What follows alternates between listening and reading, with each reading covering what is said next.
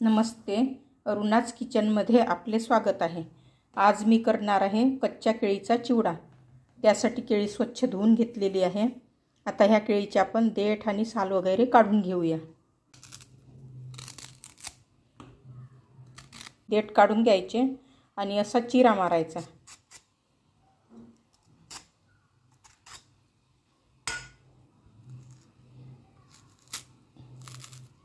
अशा प्रकारे चिरा मारला तर केळी सोलायला हलकी जाते, सोपी जाते।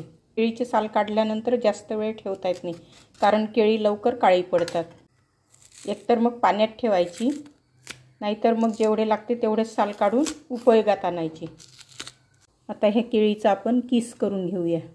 जरा जाडाच किस करूया आणि थोडा लांबट। केळ असे उभे धरलेले आहे, किंवा चाकूने सुद्धा आपण काप करून घेऊ शकतो। असा लांबट किस करून घ्यायचा आहे जाडा, कारण तळल्यानंतर याचा आकार कमी होतो। ओले असल्यामुळे यामध्ये पाण्याचे प्रमाण असते, त्यामुळे थोडा जाडसर दिसतो हा किस। तेल छान गरम झालेले आहे, कडकडीत तापले। आता गॅस कमी करून घेतलेला आहे आणि यामध्ये हे काप घालूया। छान कुरकुरीत होतपर्यंत तळून घ्यायचे आहे। हा किस छान कुरकुरीत झालेला आहे आणि कलर पण तांबूस झालेला आहे। हे बघा आवाज कसा येतो। आता हा काढून घेऊया। मंद गॅसवरच तळायचा। तेल आधी छान कडकडीत तापवून घ्यायचे आणि नंतर मंद गॅसवर तळायचं। काढून नंतर आपण हे पेपरवर ठेवणार आहोत तेल निथळायसाठी। त्या आवाजावरूनच कळतो की किस झालेला आहे म्हणून कुरकुरीत। हा किस आता थंड व्हायला ठेवूया। आता याच तेलामध्ये हे काजू बदामचे काप तळून घेऊया। हे पण तांबूस रंगेपर्यंत तळून घ्यायचे आहे। गॅस मंदच ठेवायचा। आता काजू बदामचे काप सुद्धा तांबूस झालेले आहे, हे काढून घेऊया। शेंगदाण्याचे 2 तुकडे करून घेतलेले आहे, कच्चे शेंगदाणे आहे।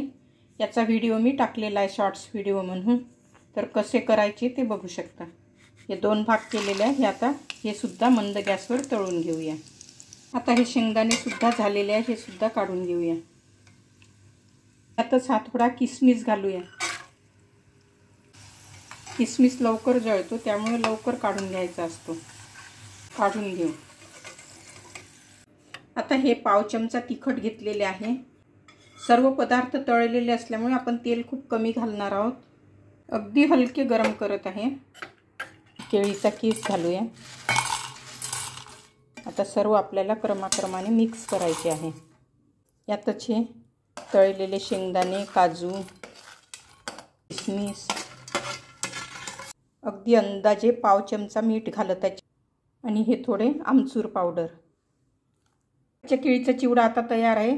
यामध्ये थोडी पिठी साखर घालूया, थोडे आमचूर घातलेले आणि हे तळलेले तिखट आहे, हे सर्व मिक्स करूया। हा चिवडा आता तयार आहे। हा चिवडा आता हवाबंद डब्यामध्ये भरून ठेवूया।